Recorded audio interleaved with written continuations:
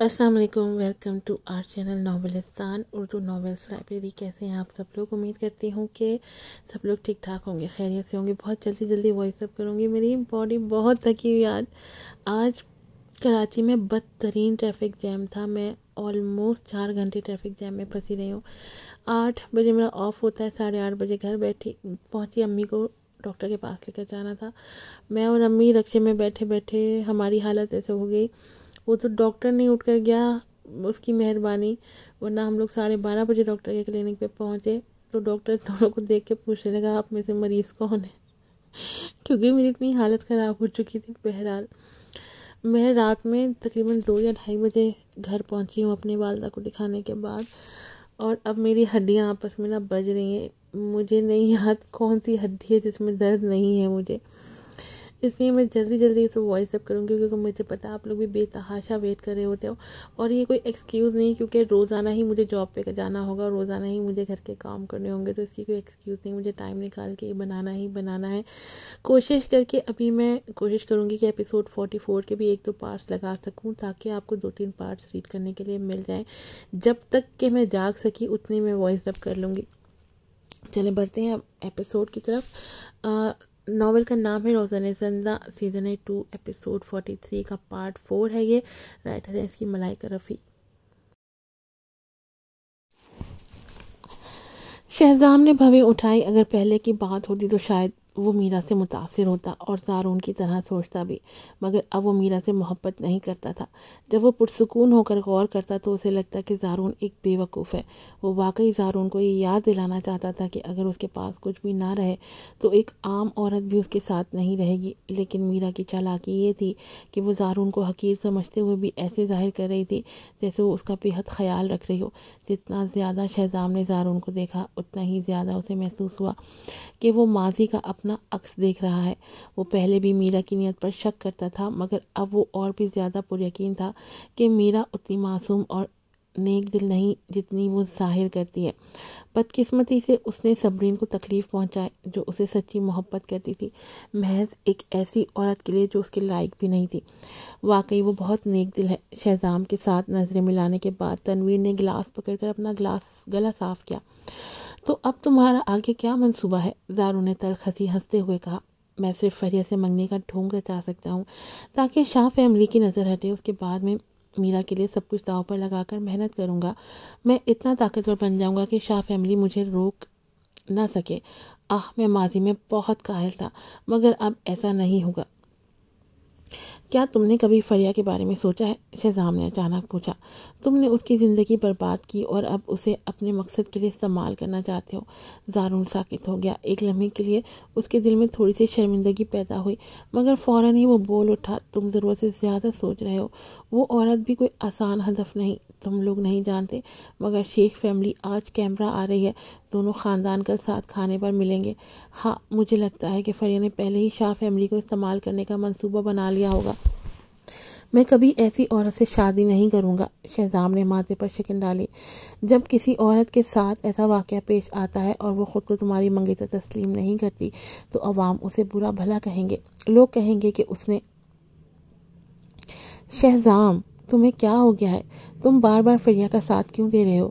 زارون نے غصے سے بات کاٹ دی۔ دوسرے لوگ شاید یہ نہ جانتے ہوں، مگر تم دونوں کو معلوم ہونا چاہیے، اس عورت نے میری 30 سالہ پاک دامنی برباد کر دی۔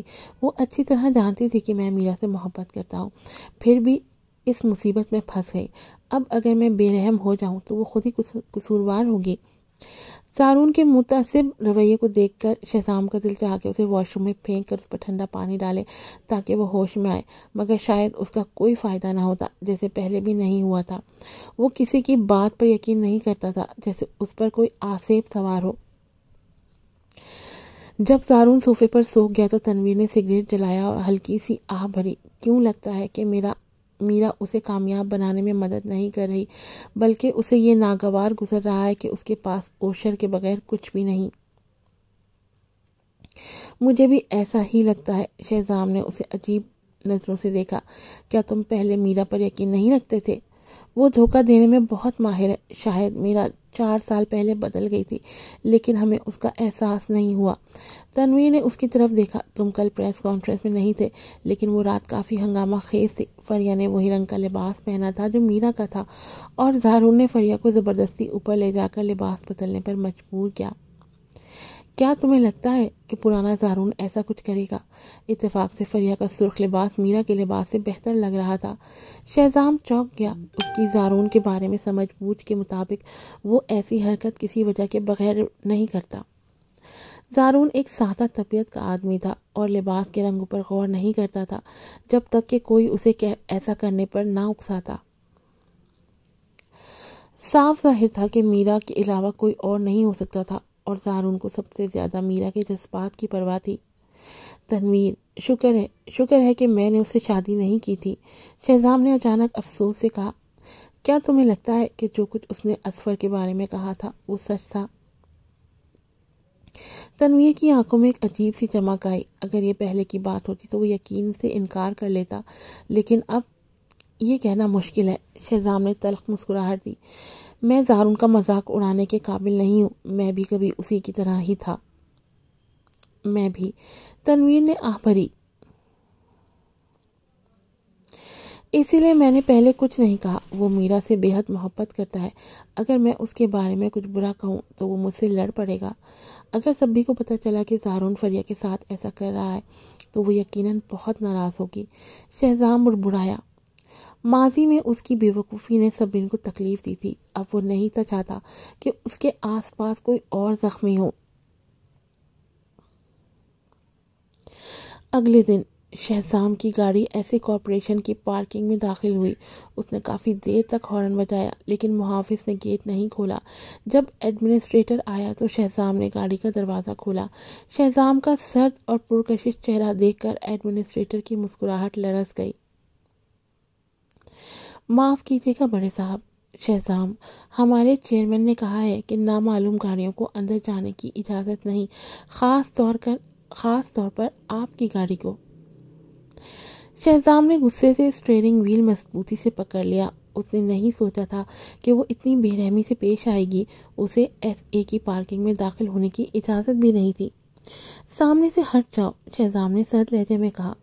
معذرت، میں ایڈمنسٹریٹر جملہ مکمل بھی نہ کر سکا کہ شہزام نے اس کے ہاتھ میں ایک چیک تھما دیا. یہ دروازہ توڑنے کے ہرجانے کی رقم ہے. پھر شہزام نے گاڑی سٹارٹ کی اور گیٹ توڑ کر اندر گھس گیا. ایڈمنسٹریٹر بے بسی سے دیکھتا رہ گیا. کچھ دیر بعد صبرین کی گاڑی وہاں پہنچی اور اس نے ٹوٹی ہوئی رکاوٹ کو دیکھ کر تیوری چڑھا لی. صبرین میم، یہ بڑے صاحب شہزام نے توڑا ہے. انہوں نے مجھے ایک چیک بھی دیا ہے.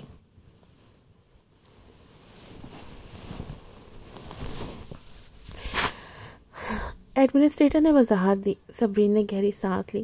وہ جانتی تھی کہ وہ جلد یا بدیر ضرور آئے گا. صبرین گاڑی چلا کر اندر گئی اور دیکھا کہ ایک سیاہ ایسٹن مارٹن اس کی مخصوص پارکنگ کے برابر کھڑی تھی. شہزام کار کے سامنے بیٹھا تھا، ایک سفید شرٹ پہنے جو اس کی پتلون میں بے ترتیب طریقے سے ڈھکی ہوئی تھی. پتلون شاید اس کا وزن حال ہی میں کم ہوا تھا کیونکہ اس کے کپڑے قدرے ڈھیلے نظر آ رہے تھے. پتلون یہ کون سی زبان کا ورڈ ہے؟ شہزام، سوری، تم یہاں کیوں آئے ہو؟ میرا خیال ہے کہ میں نے اپنی بات بالکل واضح کر دی تھی. صبرین نے گاڑی کا دروازہ زور سے بند کرتے ہوئے کہا. اس کے لہجے میں بے صبری تھی. شہزام کا دل دکھ سے بھر گیا. وہ اتنے عرصے تک کمپنی میں اس سے ملنے نہیں آیا تھا کیونکہ وہ ڈرتا تھا کہ وہ اسی سرد مہر نظر سے اسے دیکھے گی. مجھے تم سے ایک ضروری بات کرنی ہے. یہ تمہاری دوست فریہ کے بارے میں ہے. کیا بات ہے؟ صبرین لمحے بھر کے لیے رکی. کیا ہم یہاں کھڑے ہو کر بات کریں گے؟ چلو تمہارے آفس میں چلتے ہیں. شہزام اس کی طرف پڑھا. ٹھیک ہے. صبرین نے پیشانی پر تیوری چڑھائی لیکن اگر بات فریہ کے بارے میں تھی تو اسے ماننا ہی پڑا. اوپر پہنچ کر وہ سیدھے بولی. اب کہو جو کہنا ہے.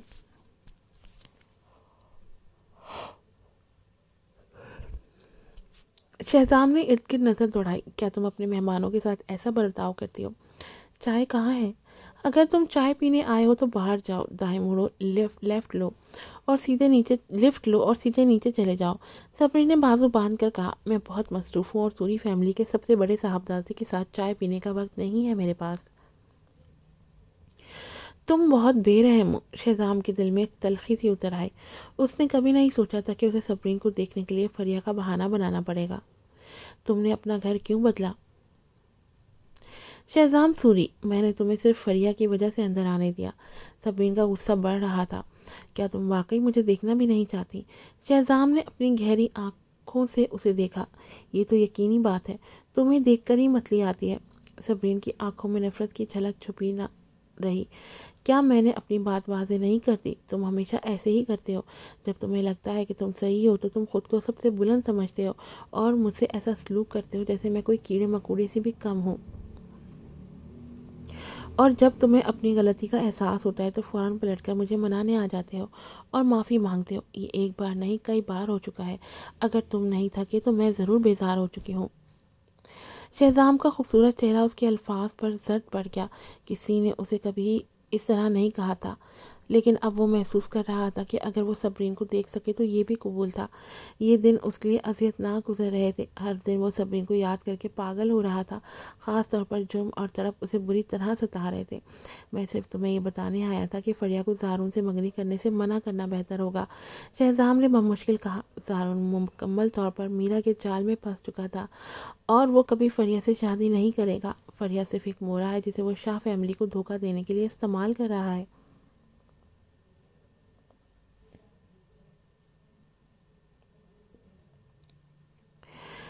کیا بس اتنا ہی کہنا تھا؟ صبرین نے جھنجھلا کر بات کاٹ دی۔ مجھے وہ سب سنانے کی ضرورت نہیں جو میں پہلے ہی جانتی ہوں۔ کیا تمہیں لگتا ہے کہ میں اتنی بے وقوف ہوں کہ مان لوں کہ زارون نے اچانک فریہ کو پسند کرنا شروع کر دیا ہے صرف اس لیے کہ وہ ایک رات ساتھ رہے؟ کیا تم نے یہ سوچا کہ اگر فریہ اس منگنی کو قبول نہ کرے تو لوگ اس کے بارے میں کیا کہیں گے؟ وہ اسے دوسرے لوگوں کے رشتے میں دراڑ ڈالنے والی کہیں گے، اسے تیسری عورت کہا جائے گا۔ شہزام نے خشک ہونٹوں کو تر کیا۔ حقیقت میں یہ بات اس کے ذہن میں بھی آئی تھی۔ تم یہ سب اس لیے کہہ رہے ہو تاکہ فریہ زارون اور میرا کے درمیان نہ آئے، ہے نا؟ تم ہر ممکن کوشش کر رہے ہو تاکہ میرا خوش رہے۔ صبری نے طنزیہ انداز میں کہا۔ ایسا نہیں ہے سبھی، میں سچ میں میرا کو پہلے نہیں جانتا تھا، لیکن حالیہ واقعات کے بعد مجھے احساس ہوا ہے کہ میں پہلے اندھا تھا۔ وہ اتنی معصوم نہیں جتنی لگتی ہے۔ شہزام نے جلدی سے وضاحت کی۔ اگر فریہ نے یہ سلسلہ جاری رکھا تو وہ زارون اور میرا کے بیچ قربانی کا بکرا بن جائے گی۔ زارون پر میرا کا مکمل کنٹرول ہے، وہ اس سے حد سے زیادہ محبت کرتا ہے۔ اوہ، صبری نے بےتاثر لہجے میں جواب دیا۔ اب یہ بات مکمل ہو گئی تو جا سکتے ہو۔ شہزام کو غصہ آنے لگا۔ آج کئی بار اس نے اسے جانے کو کہا تھا۔ سبھی، میں شہریز کا ہرجانہ ادا کروں گا، ٹھیک ہے؟ یا میں اپنے ہاتھ کی ایک انگلی کاٹ کر اس کا حساب چکا دوں گا۔ صبری حیران رہ گئی۔ اس نے کبھی سوچا بھی نہیں تھا کہ شہزام سوری جیسا مغرور اور طاقتور شخص اس طرح کی قربانی کی پیشکش کرے گا۔ اس کی نظر میں شہریز صرف ایک باڈی گارڈ تھا۔ شہزام کی پرانی فطرت کے مطابق وہ کبھی بھی اپنی انگلی قربانی کے طور پر پیش نہ کرتا۔ شہزام نے جب دیکھا کہ صبری خاموش ہو گئی ہے تو اس کی گہری تنگ آنکھوں میں چمک سے ابھری۔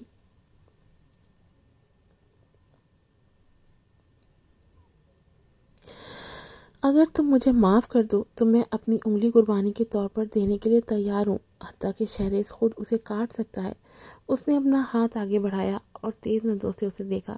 یہ صرف ایک انگلی تھی، اس کے بغیر بھی وہ اب بھی اسے گلے لگا سکتا تھا، چوم سکتا تھا۔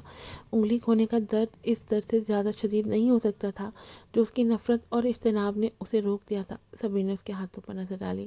وہ پہلے ہی جانتی تھی کہ اس کی انگلیاں لمبی اور صاف ستھری ہیں، لیکن اس نے کسی مرد کی اتنی خوبصورت انگلیاں پہلے کبھی نہیں دیکھی تھی۔ ضرورت نہیں ہے، اسے رخ موڑ لیا اور دھیمی آواز میں کہا، تمہاری انگلی کاٹنے سے کیا فائدہ؟ شہریز اسے دوبارہ جوڑ تو نہیں سکتا۔ شہزام کے خوبصورت چہرے پر مسکراہٹ ابھری اور اس کی آنکھوں میں ستاروں جیسی چمک پیدا ہو گئی۔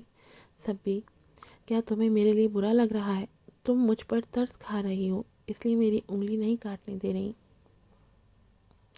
تم زیادہ سوچ رہے ہو۔ صبری نے فوراً انکار کیا۔ یہ اس لیے نہیں ہے کہ میں تم پر ترس کھا رہی ہوں، بلکہ اس لیے کہ میں تمہیں معاف نہیں کرنا چاہتی اور نہ ہی میں تمہارے ساتھ دوبارہ کوئی رشتہ جوڑنا چاہتی ہوں۔ شہزام سوری، تم ابھی تک سمجھے نہیں۔ تمہارے ساتھ رہنا بہت تکلیف دہ ہے اور میں نے کبھی سکون کا دن نہیں دیکھا۔ اس کے علاوہ تم اپنے ہی بچوں کو نقصان پہنچا سکتے ہو۔ میں کبھی ایسے مرد کے ساتھ دوبارہ نہیں رہ سکتی۔ یہ کہتے ہی وہ کھڑی ہو گئی۔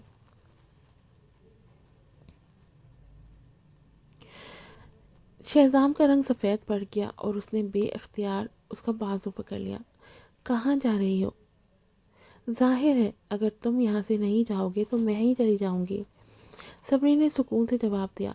شہزام کے گلے میں درد کی لہر دوڑ گئی اور اس کی گرفت سخت ہو گئی۔ اس کی نظروں میں ایک لمحے کے لیے افسوس جھلکا، لیکن فوراً ہی گہری تاریکی میں بدل گیا۔ صبری، تمہیں سمجھ نہیں آتی، جب تم میری زندگی میں واپس آئی ہو تو اب تمہیں جانے کا حق نہیں۔ شہزام سوری، تم خواب دیکھ رہے ہو، صبری نے غصے سے اسے گھورا، لیکن شہزام صرف مسکرایا۔ چاہے وہ اسے نفرت کرے، اس پر غصہ کرے، اسے کوئی پرواہ نہیں تھی، بس وہ اسے دیکھتا رہے، یہی کافی تھا۔ باقی سب چیزیں وقت کے ساتھ بدل سکتی تھی۔ وہ یقین رکھتا تھا کہ ایک نہ ایک دن وہ اسے منا لے گا۔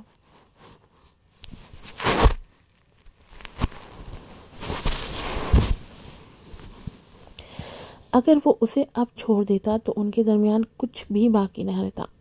صبری، تمہیں مجھ سے انتقام لینے کے لیے واپس نہیں آنا چاہیے تھا۔ اگر میں میرا سے شادی کر لیتا تو تمہارے ساتھ کچھ بھی نہ ہوتا، لیکن تم نے مجھے تم سے بے پناہ محبت کرنے پر مجبور کر دیا۔ بتاؤ، کیا میں اس عورت کو جانے دوں گا جس سے میں اتنی شدت سے محبت کرتا ہوں؟ کیوں اس بار مجھے کس چیز سے دھمکاؤ گے؟ صبری نے طنزیہ کہا۔ معذرت، لیکن میرے والد کی بیماری ٹھیک ہو چکی ہے اور لاشاری کارپوریشن سے میرا کوئی تعلق نہیں۔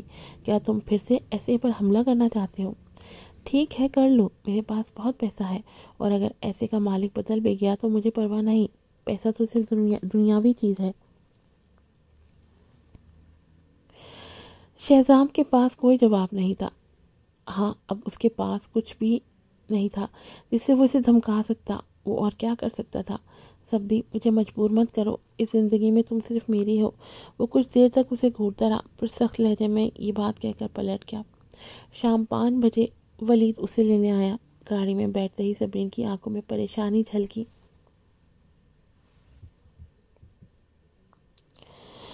ولید، تمہیں کچھ دنوں کے لیے مجھ سے کم ملنا چاہیے۔ شہزام آج کمپنی آیا تھا، مجھے ڈر ہے کہ اگر اسے ہمارے تعلق کے بارے میں پتہ چل گیا تو وہ تمہیں نقصان پہنچا کر مجھے دباؤ میں لانے کی کوشش کرے گا۔ وہ ہمیشہ ہی ایسا کرتا ہے۔ کتنا گھٹیا انسان ہے، ولید نے غصے میں کہا۔ ہاں، صبرین نے آہستہ سے سانس لی، لیکن وہ پہلے سے کہیں زیادہ طاقتور ہو چکا ہے۔ اگر ہم اسے زبردستی ٹکرائیں گے تو کچھ اچھا نہیں ہوگا۔ ولید نے گہری نظروں سے اسے دیکھا۔ وہ اسے تسلی دینا چاہتا تھا کہ سوری کارپوریشن جلد ہی گرنے والی ہے، لیکن بدقسمتی سے وہ ابھی یہ بات نہیں سمجھے گی۔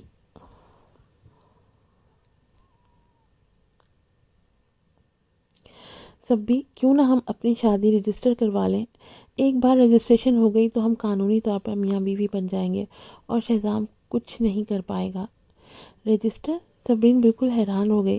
اس نے ابھی صرف ولید کی تجویز قبول کی تھی اور وہ فوراً رجسٹریشن کی بات کر رہا تھا۔ اس نے شہزام سے ابھی طلاق نہیں لی تھی۔ شاید ولید یہ بات بھول گیا۔ وہ کچھ لمحوں کے لیے سن ہو گئی۔ ہاں، کیا یہ بہت جلدی ہے؟ کیا میں نے تمہیں ڈرا دیا؟ ابھی بھی تم اس شہزام کی بیوی ہو۔ میں بھول گیا، سوری، ولید نے شرمندگی سے کہا۔ صبری، میرے پاس کوئی اور راستہ نہیں ہے، میں تمہیں دوبارہ کھونا نہیں چاہتا۔ فکر مت کرو، تم جلدی طلاق لے لو گی۔ اس وجہ سے ہم اپنی شادی میلبورن میں ہی کریں گے، تاکہ طلاق کے بعد بھی شہزام کو یہ پتہ نہ چلے میں شہزام کی طرح نہیں ہوں۔ تمہاری اس سے شادی بہت سادہ تھی، تمہیں ایک ڈھنگ کی شادی بھی نہیں ملی۔ شکریہ۔ صبرین کو اس کی بات سن کر سکون محسوس ہوا اور اس کی پریشانی کم ہو گئی۔ موجودہ حالات میں مزید ہچکچانے کی ضرورت نہیں تھی۔ اس کے علاوہ ولید نے اس کا اتنا طویل انتظار کیا تھا، وہ اسے مزید انتظار نہیں کروانا چاہتی تھی۔ ٹھیک ہے، میں راضی ہوں، میں کل ہی طلاق کا کیس دائر کرنے کے لیے میلبورن جاؤں گی۔ چند لمحوں بعد اس نے سر ہلایا۔ یہ بہت اچھی بات ہے، ولید نے خوشی سے کہا۔ میں فوراً میلبورن میں ہمارے لیے جگہ کا بندوبست کرواتا ہوں۔ طلاق کے بعد تمہاری عدت پوری ہوتے ہی شادی ہوگی ہماری، ٹھیک ہے؟ صبرین نے ہچکچاتے ہوئے سر ہلایا۔ لیکن اگر تمہارے والدین کو معلوم ہو گیا کہ میرے 2 بچے ہیں؟ انہیں پہلے ہی معلوم ہے، لیکن وہ کچھ نہیں کر سکتے کیونکہ میں تمہیں اتنا پسند کرتا ہوں۔ میں نے انہیں بتا دیا ہے کہ وہ صرف تم سے ہی شادی کروں گا، ورنہ میں گھر چھوڑ کر چلا جاؤں گا۔ وہ کچھ نہیں کر سکتے۔ ولید نے گہری نظروں سے اس کی طرف دیکھا اور مسکرا کر کہا۔ اس کے علاوہ چونکہ تم نے پہلے جڑواں بچے پیدا کیے تھے، شاید اگلی بار بھی 2 ہوں گے، پھر ہمارا گھر اور زیادہ خوشحال ہوگا۔ صبرین نے شرم سے نظریں جھکا لی. ایسا مت کہو, مجھے دباؤ محسوس ہو رہا ہے. میں صرف مذاق کر رہا ہوں. تمہارے جو بھی بچے ہوں گے میں انہیں پسند کروں گا. ولید نے نرمی سے اس کا نازک ہاتھ تھام کے دبایا. صبرین نے آنکھیں بند کر لیں اور خود سے کہا, چلو جیسا بھی ہے اب یہی صحیح فیصلہ ہے. جلدی وہ دوبارہ شادی کرنے والی تھی. اس بار وہ چاہتی تھی کہ اس کا رشتہ ولید کے ساتھ زندگی بھر چلے. شام 5:30 بجے ایک ریسٹوران میں شاہ اور شیخ خاندان والے اکٹھے ڈنر کر رہے تھے. مسٹر شاہ وہاں موجود تھے. ان کے ساتھ ہارون اور ان کی بیوی کے علاوہ جاسم اور جیسمین بھی تھے. صرف مرکزی شخص ہارون غائب تھا. مسٹر شیخ کے چہرے پر ناپسندیدگی نمایاں تھی. اگرچہ شاہ خاندان کاروبار اور طاقت میں شیخ خاندان سے کہیں بڑا تھا, مگر زارون کا قاہر حاضر ہونا فریہ کے لیے انتہائی بے عزتی کی بات تھی. مسٹر شاہ, چونکہ زارون آ نہیں رہا تو زبردستی کا رشتہ کبھی کامیاب نہیں ہو سکتا. شاید وہ ٹریفک میں پھنسا ہو. مسٹر شاہ نے جیسمین کی طرف اشارہ کیا. جیسمین فوراً اپنا فون لے کر باہر چلی گئی اور کال ملائی. تمہیں 10 منٹ دیتی ہوں. اگر تم وقت پر نہیں پہنچے تو پھر آنے کی ضرورت نہیں. جیسمین شاہ, اتنی بے رحم مت بنو, میں ٹریفک میں پھنسا ہوا ہوں. زارون کی غصے بھری آواز آئی. آج کی ایپیسوڈ یہیں پہ ختم ہوتی ہے. اللہ حافظ.